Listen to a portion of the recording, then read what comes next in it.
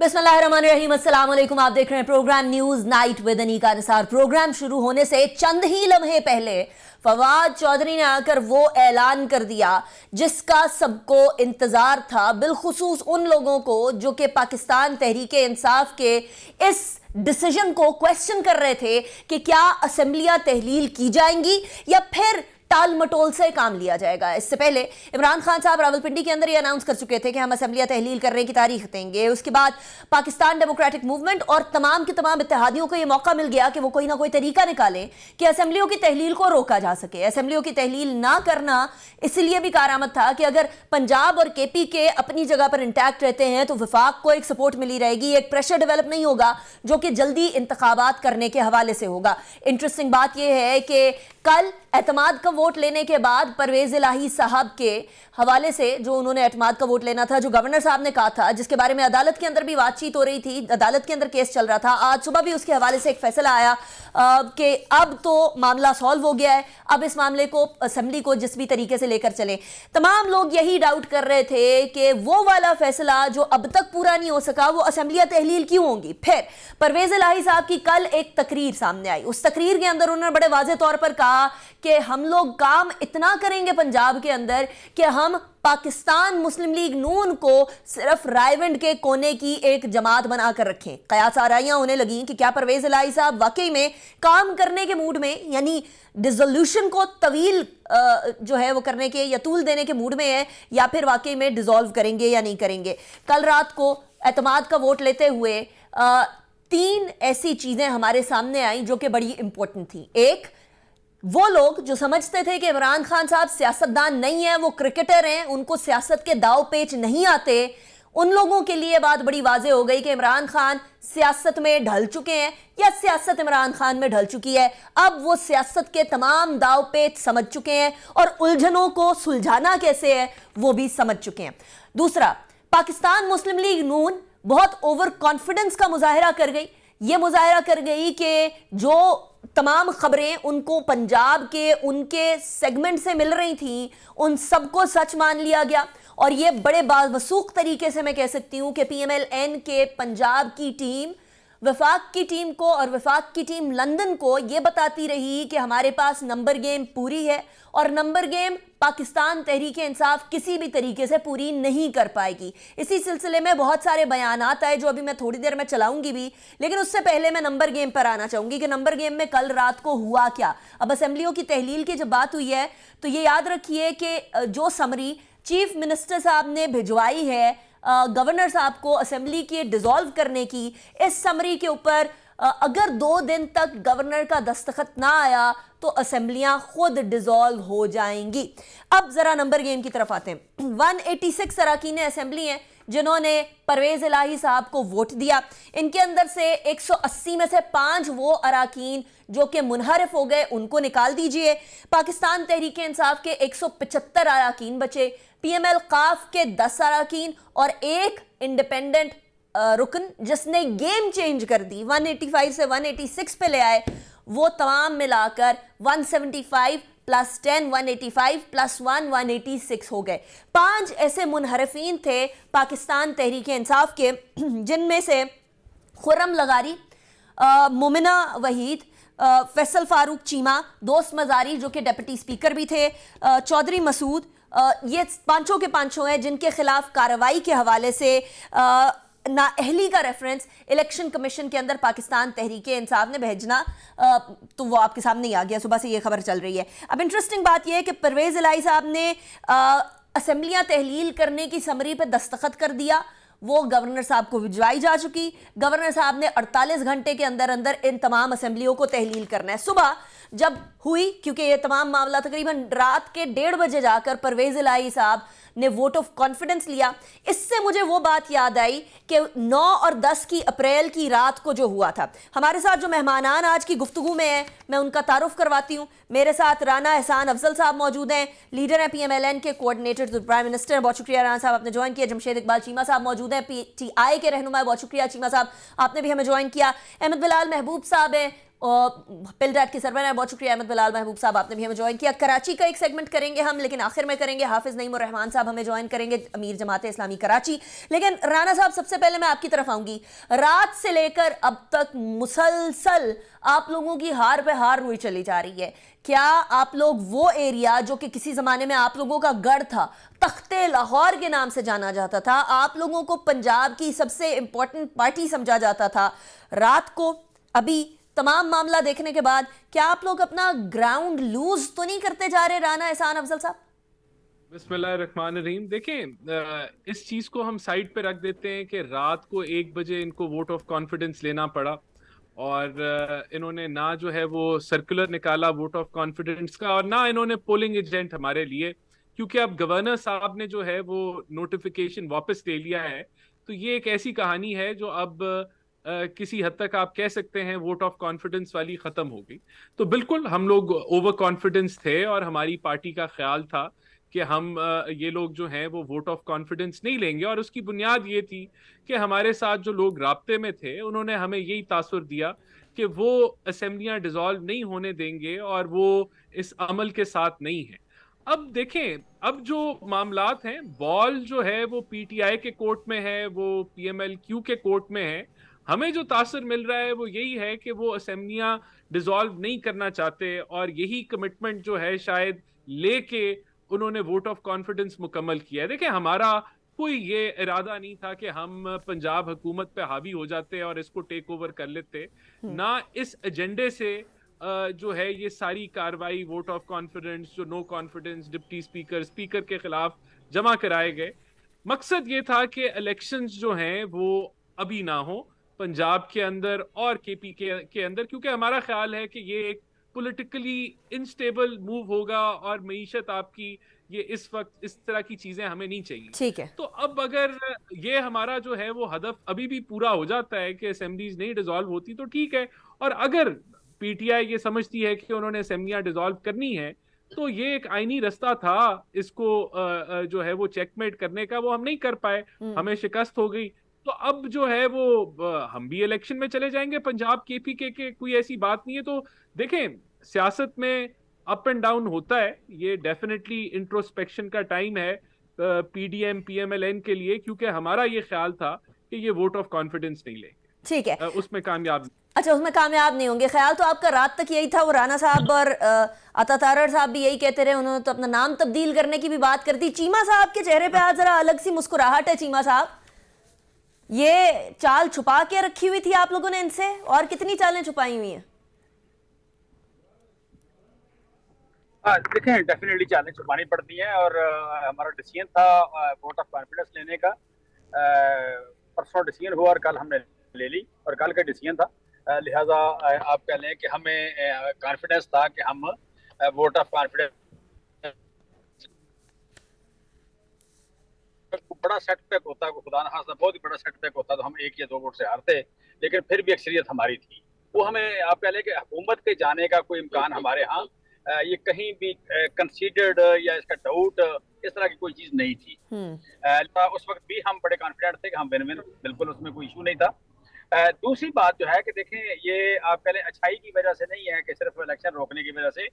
जो पिछली बार जब हमजा साहब के पास अक्सरियत नहीं थी उस वक्त जब ये आए तो नीयत क्या थी वो वाजे होता है। फिर जिस तरह वोट खरीदे गए, जिस तरह अलीम खान को जिस तरह 22 लोग लोटे बनाए गए और कानून तोड़ा गया और असेंबलियां 2 लगती रही, 2 जगह इजलास होता रहा, ये कितना बड़ा 3 महीने हमजा साहब बगैर अक्सरियत के वो जब, और वो लोग 20 सीट हो गए उसके बाद भी हमजा साहब वहाँ बैठे रहे अक्सरियत के बगैर। तो मैं समझता हूँ मॉरल वैल्यूज या जो आप कहते हैं जमहूरी क्रीडेंशियल है वो तो सारे वाजे हो जाते हैं। अब जो राणा साहब ने एक बड़ी खूबसूरत बात की कि हम समझते हैं कि इलेक्शन ना हो तो इकोनॉमी के लिए बेहतर है। मैं समझता हूँ ये शायद इनकी मिसजजमेंट है या थोड़ा सा कोई मजबूरी है। अदरवाइज आपका हमारे यहाँ इकोनॉमी का मसला बाद में आया, पहला मसला पॉलिटिकल आया। अच्छा, पॉलिटिकल की वजह से, पॉलिटिकल स्टेबिलिटी की वजह से इकोनॉमी खराब हुई है। लेकिन चीमा साहब, ये बात इनको ये बात तो चलें, ये बात तो डिबेटेबल ऑब्वियसली, लेकिन चीमा साहब मुझे बताएं, अब असेंबलियां तहलील होंगी और कब होंगी या नहीं होंगी? क्योंकि मार्च में बल्दियाती इंतखाबात भी आ रहे हैं ना। अच्छा, मैं आपको ना सिर्फ एक फिक्रे में ये बता के तो अगली बात करूंगा, वो मुझे कंप्लीट करने देना। असेंबलियों की आज चली जाएगी जी, एडवाइस चली जाएगी तोड़ने की। अच्छा, ठीक है, ये आज चली जाएगी, नंबर एक। ओके, अच्छा, दूसरी बात ये है कि आजकल पीडीएम के साथ मसला ये हुआ है जो बड़ा अनफॉर्चुनेट है कि पुरानी पार्टियां हैं, ये डंडे पे बहुत बिलीव कर रहे हैं। ये उनसे पूछ के तो डंडे वालों से, ये डंडे वाले दोस्तों से पूछ के तो ये बहुत सारी चीजें प्लान कर लेते हैं। देखें, इस वक्त आप अवाम की दबस को समझें। अभी जो IRIS का आया है सर्वे, जो पिलडाट के अभी बिलाल साहब बैठे वो भी बताएंगे, उसमें शहबाज शरीफ साहब से कितने लोगों को तोहफा है, वो 0% है। ठीक है। और 8 से 0 आए, और हम क्या नाम है, बिलावल साहब से तो 1% लोगों को है। अब ये दोनों पसंदीदा कैंडिडेट हैं, कुछ लोगों के ये दोनों पसंदीदा कैंडिडेट हैं, 1% वाला और 0% वाला। अब इसका मतलब है कि 99% जो आवाम है इस मुल्क की, आप उनकी राय के अगेंस्ट चलना चाहते हैं। चलिए, ये अगर तो आपका चीमा साहब ये तो प्रिजम्पशन हो जाएगी। मैं अहमद बिलाल महबूब साहब को भी शामिल गुफ्तगू कर लूं कि कोई कुछ कह रहा है। देखिए, जब आपकी बारी थी, जब आप गवर्नमेंट में आए थे, तो ये लोग कहा करते थे आपके बारे में, अब वो लोगों की गवर्नमेंट हो तो आप लोग कह रहे हैं this goes on, this continues. But Ahmed Bilal Mehboob sahab, मैं बात कर रही थी असेंबलियां तहलील होने की। अब मार्च में बल्दियाती इंतखाबात आ रहे हैं, पाकिस्तान तहरीके इंसाफ के अपने बहुत सारे प्रोविंशियल असेंबली के मेंबरान ने जो कि नहीं चाह रहे हैं किसी तरीके से तहलील हो। आपको ये भी याद है कि परवेज इलाही साहब ने भी फरमाया था कि मार्च तक तो कोई आसार नजर नहीं आते। फिर परवेज इलाही साहब ने अनाउंसमेंट की है कि अब हम इतना काम करेंगे कि PMLN को काम के जरिए उनकी सियासत को दफन कर देंगे पंजाब के अंदर। तो ऐसा लगता है कि उनका भी कोई इरादा नहीं बन रहा। चीमा साहब ने अभी बोला है कि जी तहलील हो जाएंगी असेंबलियां। आप इसको कैसे देखते हैं सारे मैटर को?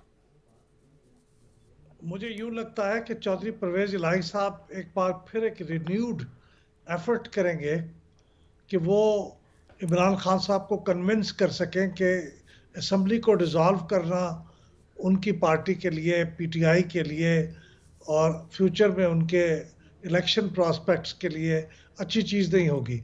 माजी में भी कोशिश करते रहे हैं और उनकी बात को अभी तक तो उन्होंने कबूल नहीं किया था, लेकिन अब ये वोट ऑफ कॉन्फिडेंस की जो शर्त थी ये भी उन्होंने पूरी कर दी है।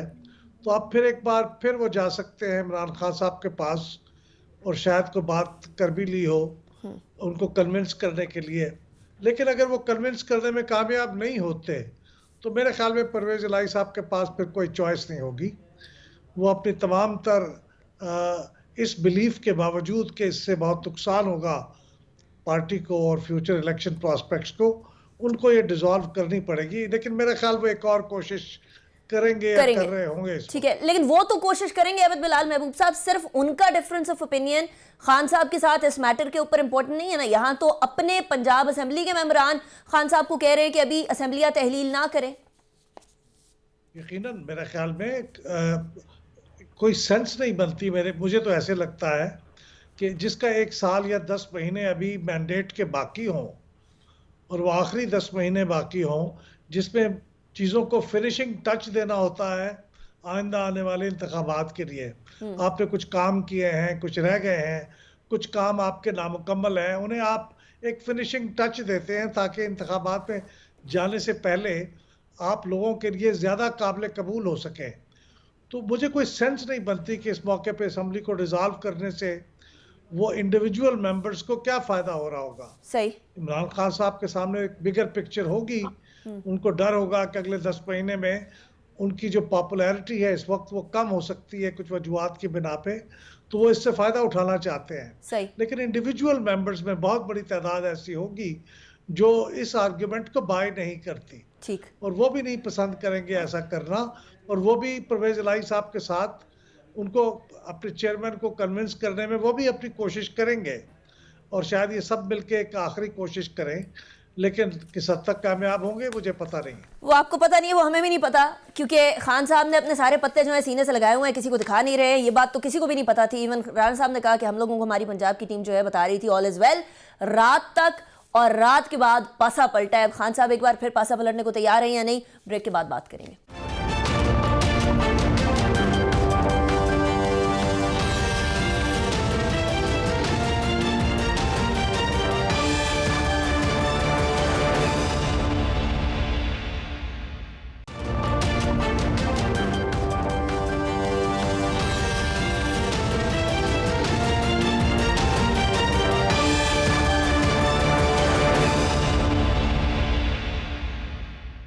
Welcome back after the break. नाज़रीन, पाकिस्तान डेमोक्रेटिक मूवमेंट को पिछले चंद ही माह के अंदर पंजाब के अंदर 3 बड़ी नाकामियां हुई हैं और वो 3 बड़ी नाकामियां अदालत से, अवाम से, पार्लियामेंट से, तीनों जगह से हो गई हैं।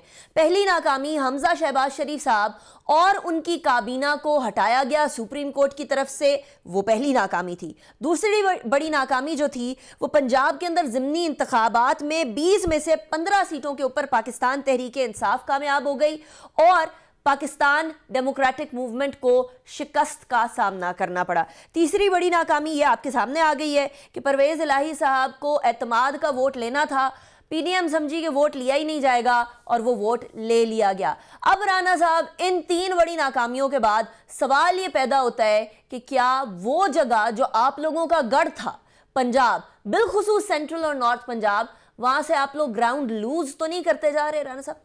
देखिए, ये जो आपने हमजा साहब की जो बात की, वो एक कह लें कि उसमें कोर्ट्स का रोल था और जो तशरीह हुई 63A की, जो कि चैलेंज हुई है अभी सुप्रीम कोर्ट में, तो ये कानूनी मामला था, अवामी नहीं था। दूसरा जो ज़िमनी इलेक्शन हुए, बिल्कुल उस वक्त बिजली के रेट्स एकदम से बहुत ज़्यादा गए, पेट्रोल महंगा हुआ और वो महंगाई का जो एक तूफान आया उसका ज़रूर इम्पैक्ट आया। देखिए, ये जो अभी हुआ है, ये हमारा, अगर ये असेंबली डिसोल्यूशन ना प्लान करते कि हमने असेंबली डिसॉल्व करनी है, तो शायद vote of confidence, no confidence की नौबत ना आती, क्योंकि हमारा कोई ऐसा इरादा नहीं था कि हम ये अटेम्प्ट करें। हमने कोशिश की कि असेंबलियां ना डिसॉल्व हों, क्योंकि अगर हो जाती, यानी कि हमारा मौक़िफ़ था कि अगस्त तक जो है ये टेन्योर चलना चाहिए। लेकिन आप लोग तो कह रहे थे कि करें डिसॉल्व, हम इंतखाबात कराएंगे। फिर आप लोग ये क्यों चाह रहे थे कि डिसॉल्व ना करें ये लोग असेंबली? आप लोगों ने तो इनवाइट किया था, चैलेंज किया था इनको। देखें, वो बिल्कुल सियासी चैलेंज दिया गया, बात भी की गई, नैरेटिव में भी आया कि अगर ये अपने ये सूबे डिसॉल्व कर लेते हैं तो इलेक्शंस की तरफ प्रेशर बिल्डअप होगा। और इसमें कोई शक नहीं है कि अगर असेंबलीज डिसॉल्व हो जाती हैं तो एक प्रेशर तो बिल्ड होता है कि फिर बाकी भी जगहों पे, लेकिन हमने उसको, अब जब वो मौका आया तो हमने उसको मुस्तरद कर दिया कि अगर डिसॉल्व भी हो जाती हैं पंजाब केपीके की असेंबलीज, तो हम जो है वो नेशनल असेंबली डिसॉल्व नहीं करेंगे। देखिए, इशू ये है कि जब से हम हुकूमत में आए हैं, हमने वो इकदामात लिए हैं जो लेना जरूरी थे, नागुज़ीर थे, और अगर ना लिए जाते तो शायद मीशत जो है वो डिफॉल्ट कर जाती। तो अगर वो इकदाम लेते हुए हमें जो है वो सफर किया है, हमारी पॉलिटिकल कह लें कि एक कॉस्ट हमने पे करनी पड़ी। ये पॉलिटिकल कॉस्ट आपको अगले इंतखाबात में क्या समर देगी राणा साहब? क्योंकि अब तो इनका पीटीआई का पर्पस तो सोलली ये है कि इंतखाबात जल्दी हो जाएं। डिसॉल्व उनको वैसे तो करने का शौक नहीं था ना।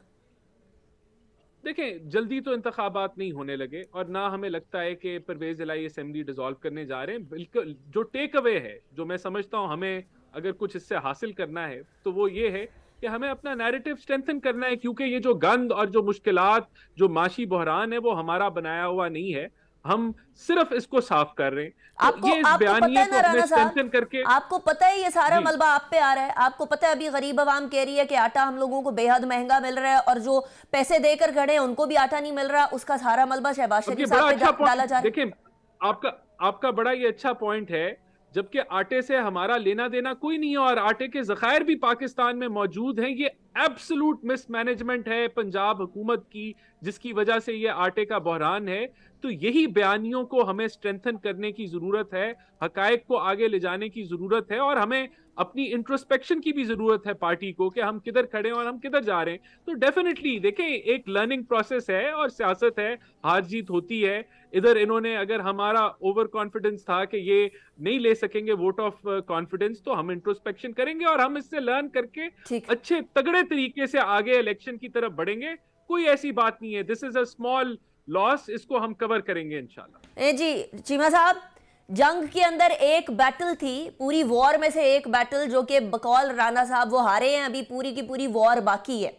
इंतखाबात जल्दी करवाना आपकी डिमांड थी, आपकी डिमांड है और शायद आने वाले वक्तों में रहेगी भी। लेकिन फॉर अ फ्यू मोमेंट्स या फॉर अ फ्यू वीक्स ऐसा लगा था कि जैसे खान साहब ने ये एक्सेप्ट कर लिए बात कि इंतखाबात तो ये वक्त पर नहीं कराएंगे। पॉसिबिलिटी ऐसी बनती हुई नई नजर आ रही। तो क्या तहलील के बाद भी, अगर तहलील आप जिस तरह फरमा रहे हैं कि आज तो चली जाएगा मामला तहलील का, अगर ये इंतखाबात नहीं करते तो फिर फायदा होगा कुछ? देखिए, पहली बात तो ये कि ये अफोर्ड ही नहीं करते कि ये दो अलग अलग इंतखाबात हों। वजह ये कि एक तो एडमिनिस्ट्रेटिवली काफी मुश्किल काम है, और दूसरा ये कि अगर पंजाब में इलेक्शन होते हैं तो डेफिनेटली जो सूरत हाल है कि शहबाज शरीफ अपना नवाज शरीफ साहब 19% और अपना इमरान खान साहब 56% और शहबाज शरीफ साहब 0, वो जो रिजल्ट है वो आपके सामने होंगे, आपको वो तो वाजे है, वो बड़े विजिबल है सामने, उसमें कोई डाउट नहीं है। अब अगर दो सूबाई कैंडिडेट जीत जाते हैं नीचे पीटीआई के ऊपर, एनए की ticket Cheema sahab I am sorry, I am cutting you short over here. Salman Akram Raja sahab भी हमारे साथ मौजूद हैं, he is a senior lawyer. अभी ये जो डिसोल्यूशन वाला मामला है इसी के ऊपर उनकी तरफ भी चलते हैं, और साथ अरसलान भट्टी साहब भी हमारे साथ मौजूद हैं, ब्यूरो चीफ हैं जीटीवी के। बहुत शुक्रिया आप दोनों ज्वाइन किया। सलमान अकरम राजा साहब, सबसे पहले आपकी तरफ आएंगे। एक तो ये जो अभी डिसोल्यूशन के हवाले से, असेंबलियां डिसॉल्व करने के हवाले से सीएम का जो लेटर है परवेज इलाही साहब का, वो लेटर हेड पे नहीं है, सादे कागज पर है, और ऑब्वियसली उसके अंदर लग रहा है कि उनकी जो तारीख के अंदर है वो थोड़ी राइटिंग लड़खड़ा रही है। इन चीजों का उसकी लीगैलिटी के ऊपर कोई फर्क तो नहीं पड़ेगा सलमान अकरम राजा साहब? नहीं, कोई फर्क नहीं पड़ेगा। देखिए, उन्होंने एडवाइस भेज दी है गवर्नर साहब को, ज्यादा से ज्यादा गवर्नर साहब उनसे पूछ सकते हैं, फोन कर लें उनको या उन्हें खत लिख दें, या आप ही का लिखा हुआ मरासला है, इतनी सी बात है। इसलिए जब वो मौजूद हैं चीफ मिनिस्टर साहब और वो इस एडवाइस को मानते हैं कि मेरी दी हुई हिदायत है या मशवरा है, तो इस पे कोई इबाहम रहना नहीं चाहिए। राइट अच्छा, सलमान अकरम राजा साहब, व्हाट नेक्स्ट? अब ये लेटर जो है वो गवर्नर साहब को भेज दिया जाएगा, अब इसके बाद क्या होगा? देखिए, या तो गवर्नर साहब फिलफौर हुक्म जारी कर सकते हैं असेंबली की तहलील का, या किसी भी वक्त कर सकते हैं अगले 48 घंटों के दौरान। अगर वो नहीं करते तो बहरहाल 48 घंटों बाद असेंबली तहलील हो जाएगी। और 48 घंटे तकरीबन बन रहे हैं सलमान साहब, अभी थर्सडे है, फ्राइडे नाइट, सैटरडे नाइट के बाद वीकेंड है, डज दैट मैटर या कोई फर्क नहीं पड़ता? नहीं, कोई फर्क नहीं पड़ता। जब भी 48 घंटे खत्म होंगे असेंबली तहलील हो जाएगी। ठीक है, तो सैटरडे नाइट को असेंबली तहलील होगी, और उसके बाद का प्रोसेस, अभी तो लेटर लिख भी दिया गया, हमजा शहबाज शरीफ साहब को भी लिख दिया गया है इस हवाले से, आगे जो अबूरी सेटअप होगा, कॉन्स्टिट्यूशन हमारा, dissolution of provincial assembly, article 112, governor shall dissolve the provincial assembly if so advised by the chief minister, the provincial assembly shall unless sooner dissolved stand dissolved at the expiration of 48 hours after the chief minister, as you already said. अब इसके बाद इंतखाबात का process फिर start होगा सलमान अकरम राजा साहब, कोई उसके अंदर लीगल इश्यूज तो नहीं अराइज होते हुए नजर आएंगे, कंसिडरिंग कि ये दोनों जमातें आपस में काफी ज्यादा लॉफेयर में इन्वॉल्व रही हैं इससे पहले भी? देखिए, कोई करना चाहे, कोई इशू बनाना चाहे तो वो तो बन जाते हैं, वकील लोग कुछ ना कुछ निकाल लेते हैं पास, लेकिन मामला बिल्कुल अब वाजे है, हमें आइन के मुताबिक चलना चाहिए। इलेक्शन 90 दिन के अंदर होने हैं, और उसके लिए पहला अमल तो ये होगा कि एक निगरान हुकूमत तश्कील दी जाए। उसके लिए जो लीडर ऑफ द हाउस हैं और जो लीडर ऑफ द अपोजिशन हैं, उन्होंने आपस में मुशावरत करनी है एक निगरान वजीर आला के लिए। अगर वो इत्तफाक नहीं कर सकते किसी नाम पर, तो फिर एक कमेटी बनती है जिसमें हुकूमत और अपोजिशन के लोग होते हैं, उसको नाम जाते हैं। वहां भी अगर इत्तफाक नहीं होता तो फिर वो 3 नाम जो हैं इलेक्शन कमीशन ऑफ पाकिस्तान को भेजते हैं, और वो उनमें से किसी एक को जो है मुकर्रर कर देंगे वजीर आला, और फिर वजीर आला जो है वो अपनी काबीना बनाएंगे। Right Salman Akram Raja sahab, thank you very much for joining me. Arsalan Bhatti हमारे साथ मौजूद हैं, ब्यूरो चीफ है लाहौर के। अरसलान, एक तो ये लेटर, अभी तो सलमान अकरम राजा साहब ने भी हम लोगों को बता दिया कि ये तारीख का जो साइन है वो तो ठीक हुआ परवेज इलाही साहब का, लेकिन तारीख लिखते हुए कुछ या तो पेन ने, कलम ने उनका साथ नहीं दिया, या उनके हाथ लड़खड़ा गए। मामलात सेटल्ड है ना, ये सारी चीजें सीधी हैं, क्योंकि हमें वो लेटर हेड वगैरह भी नजर नहीं आ रहा। लाहौर में क्या है इस हवाले से सिचुएशन?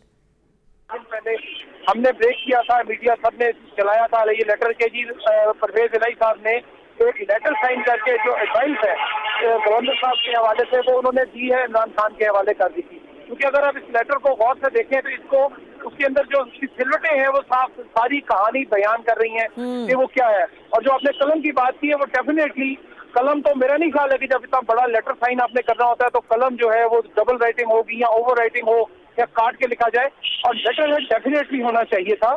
लेकिन वो नहीं है। लेकिन बहरहाल एडवाइस उन्होंने कर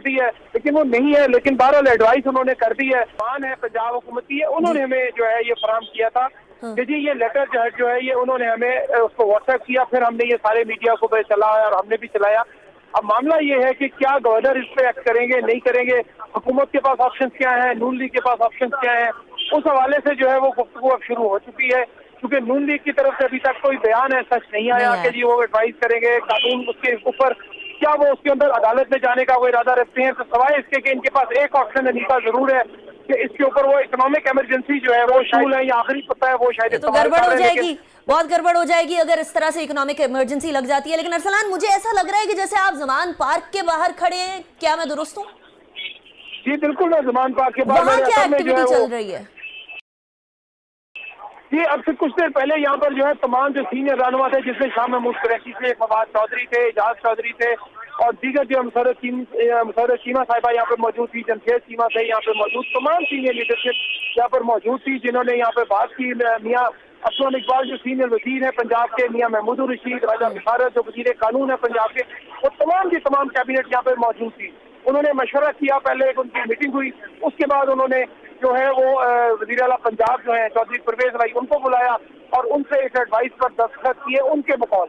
लेकिन ये वही एडवाइस लेटर है जो आज से 20-22-27 दिन पहले जो था जमा करा दिया गया था, इमरान खान साहब को परवेज इलाही दे गए थे इस शोरस पे कि जब तक वो इत्तेफाक का वोट नहीं देते अभी वो असम्बलियां नहीं तोड़ रहे। अच्छा। लेकिन अब हो चुके, जिस तरह आपने बताया कि राना अब्दुल साहब यहाँ पे मौजूद थे आपके साथ और उन्होंने कहा कि जी हम ये बड़ा, लेकिन गुज़िश्ता रोज जो रात 2 बजे से लेकर 3 बजे तक हुआ, उसके बाद मैं एक बात बिल्कुल वाज़ेह कहूंगा कि कोई ऑप्शन नहीं है असेंबलियों में। अच्छा अरसलान, अब जरा आते हैं, वो सिलवटें बताती हैं कहानी अजीब सी, कलम भी रुक गया, स्याही थी गरीब की। मतलब मुझे तो कुछ लग रहा है कि जैसे खत पहले से तैयार शुदा था, बस परवेज इलाही साहब आए हैं, उनसे दस्तखत करवाए हैं, पहले से सारी चीजें, वो खान साहब ने अपने पत्ते बड़े सीने से लगा के रखे हुए हैं, खान साहब सियासतदान बन गए पूरे।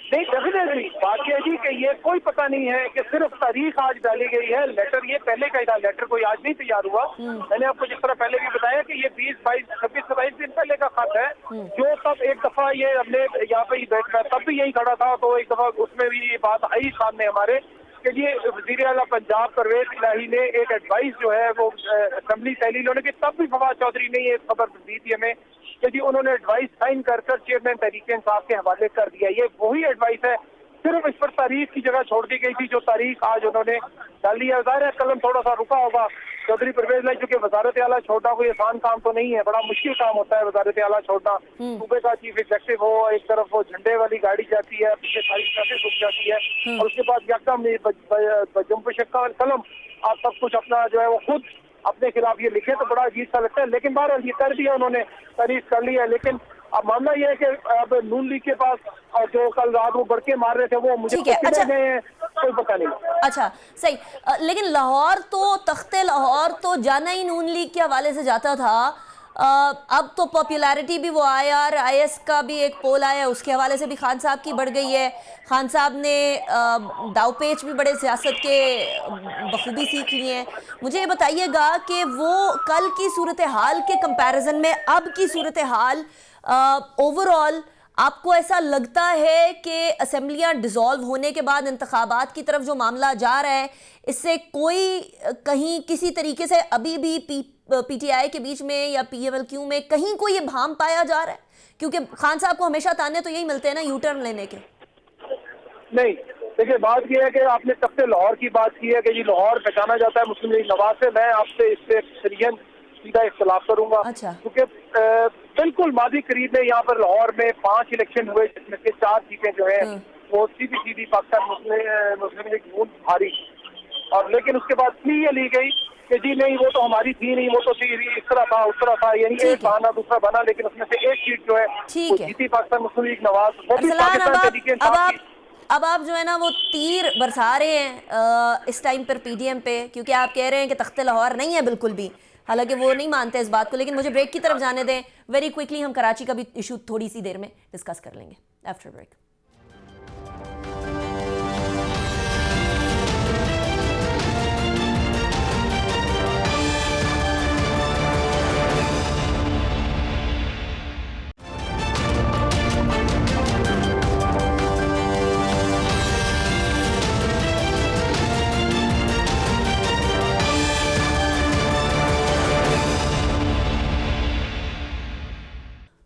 Back after break. ब्रेक पे जाने से पहले हम बात कर रहे थे पंजाब की सियासत के हवाले से, जो कि इस वक्त भी शदीद गहमा गहमी का शिकार है, और पंजाब असेंबली के हवाले से मुख्तलिफ खबरें जो कि आपके सामने हम लोगों ने रखी भी। इसी असना के अंदर कराची वाली सूरत हाल को हम लोगों ने नहीं भूलना, इसलिए क्योंकि आज फारूक सत्तार साहब ने कहा है कि जी हम लोग इंतखाबात नहीं होने देंगे 15 के, और 15 के इंतखाबात जिसने किए वो कराची के साथ गद्दार है। तो हाफिज़ नईमुर रहमान साहब हमारे साथ मौजूद हैं, अमीर जमात इस्लामिया। बहुत शुक्रिया हाफिज़ साहब, आपने हमें ज्वाइन किया। हाफिज़ साहब ये बताएं, आप कराची के साथ सिंसेयर नहीं हैं? क्योंकि बकौल खालिद मकबूल सिद्दीकी के साथ तो जो भी 15 के इंतखाबात को सपोर्ट करेगा, लड़ेगा, वो कराची का किसी भी तरीके से खैर खा नहीं हो सकता। ये जो चाहें कहते रहें और जितने चाहें मिल जाएं, इससे फर्क क्या पड़ता है। अभी इन्होंने तीनों ने मिलकर एक पूरे 10-15 दिन की तैयारी से एक प्रोग्राम किया 1-2 घंटे का, जो इलेक्शन कमीशन पे 500-700 लोग जमा किए। अब लोग इनसे साथ नहीं है, इनके अपने वर्कर चले गए। अब पीएसपी के वर्कर थे जो गालियां देते थे, जिनको गालियां दिलवाई जाती थी, काका एजेंट दिलवाया जाता था, अब वो हिजरत करके एमक्यूएम में शामिल हो गए। और इसी तरह फारूक सत्तार साहब के उसूली इख्तलाफात थे, वो सारे उसूल एक तरफ हो गए। शिकस्त इनको नजर आ रही है, दूर फिट हो रही है हर जगह। जहाँ जाते हैं वहां अवाम इनको सबसे ज्यादा वो कहते हैं कि तुमने हमें बर्बाद कर दिया, तबाह कर दिया, खुद अपनी वजारत में पकड़ लेते हो, डील कर लेते हो, कहीं का हमें नहीं छोड़ा। आप इन लोगों की तरह इंक्वायरी तो करें ना, पता चल जाएगा किस किस कहाँ पर क्या क्या जागीर है, कहाँ पर माल बनाया है। तो जाहिर सी बात है कि अब तो ये ज़ाहिर इन लोगों की जितनी भी धमकियां हैं इसकी कोई हैसियत नहीं है। अलबत्ता ये जरूर है कि अगर ये धमकियां दे रहे हैं और इनको रिस्पॉन्स दे रही है पीपल्स पार्टी, तो ये समझने की बात है कि ये तो पूरे बहुत बड़े डॉक्ट्राइन का हिस्सा है। अब मैं ये समझता हूँ कि वो तो पीपल्स पार्टी के खिलाफ खड़े हो रहे हैं हाफिज़ साहब, आप कह रहे हैं वो सपोर्ट। हम 35 साल से मसनूई जंग देख रहे हैं और ये इसी तरह से खिलाफ होते हैं और असल में दोनों एक हैं, और इसी तरह में बर्बाद कर रहे हैं पिछले तवील अरसे से। असल इम्तिहान तो अब हमारी पाक फौज का है और ISI का है और इनका है कि अगर ये तय हुआ है कि एपॉलिटिकल रहेंगे तो इनको एपॉलिटिकल रहना चाहिए, इसलिए कि अब शऊर की सतह बहुत बुलंद हो चुकी है और लोग जानते हैं कि जोड़ तोड़ की सियासत के पीछे कौन होता है। तो मेरा ख्याल है कि लेकिन वो मेरी सबसे बात हुई है हाफिज़ साहब, लेकिन सारे कह रहे हैं कि ये हमारा अपना फैसला है क्योंकि हमारा वोट बैंक टूट गया। हम जानते हैं कि एमक्यूएम का अपना फैसला न 1986 में था न आज है, इसलिए ये सब बेकार की बातें हैं। हम सब जानते हैं कि ये अपना फैसला करने के काबिल कितना है, तो ये तो एक दूसरे का मुंह देखने की रवादार। चले मुझे बता दें 15 को इंतखाबात होंगे या नहीं होंगे? 15 को इंतखाबात होंगे और जो साजिश होगी उसका मुकाबला किया जाएगा। एक साजिश इस वक्त CM हाउस में चल रही है, एक साजिश इनकी मीटिंग में चल रही है। CM हाउस में क्या साजिश चल रही है नईम भाई? वो ये चक्कर में है कि किसी तरह से ऑर्डिनेंस लाकर इन इलेक्शन को खत्म करवाएं, और कुछ लोग जो हैं वो तैयार बैठे हुए हैं कि उनको चोर दरवाजे से एडमिनिस्ट्रेटर लगा दिया जाए। ऐसी थोड़ी जाकर हिजरत कर ली है, एमक्यूएम में शामिल हो गए जिनको राका एजेंट कहते थे। तो सिर्फ एडमिनिस्ट्रेटरी के ऊपर, वजारतों के ऊपर ये अपने आप को भी बेचते हैं और कराची को भी बेचना चाहते हैं। जाहिर है कि ये कुछ भी करते रहें, अब इनके एहतजाज की भी क्या हैसियत है और इनकी भी क्या हैसियत है। एहतजाज करना हर पार्टी का हक है और मिलना भी हर पार्टी का हक है। ये मिले भी, एहतजाज भी करें, इनको रास्ता भी दें, लेकिन इलेक्शन कराना हुकूमत की और इलेक्शन कमीशन की जिम्मेदारी है। अगर इस एहतजाज को बुनियाद बनाकर, ये धमकियों को बुनियाद बनाकर ऑर्डिनेंस आते हैं और इलेक्शन मुलतवी होते हैं, तो इसका मतलब है कि फिर तो सभी मिले हुए हैं। फिर तो आर्मी चीफ को अपने तौर पर वाजे करना होगा कि अगर उनके इदारे में से कुछ लोग ये काम कर रहे हैं कि जो ये सारा अवाम को जमहूरी हक से महरूम कर रहे हैं, तो इससे तो नुकसान होगा ना। इतना बड़ा शहर कराची है, सबको चाहता है कि इलेक्शन हो। राइट, हाफिज़ नईमुर रहमान साहब, thank you very much for joining me in the show, it was a pleasure having you. इसी के साथ इससे पहले हमें अहमद बिलाल महबूब साहब, राना एहसान अफजल साहब और जमशेद इकबाल चीमा साहब ने ज्वाइन किया था, उनका भी बहुत शुक्रिया। ये जो भी सिमत में जा रही है सियासत, ये पाकिस्तान के लिए बेहतर होनी चाहिए, लेकिन यहाँ सिर्फ अभी सियासत सारे खेलते हुए नजर आ रहे हैं। अवाम का कोई सोच रहा है, इसके ऊपर एक बहुत बड़ा सवालिया निशान है। मुझे और आपको दोनों को जवाब पता है इसका। इसी के साथ अनीका निसार को इजाज़त दीजिए, अपना बहुत ख्याल रखिएगा। अल्लाह हाफ़िज़ नासिर।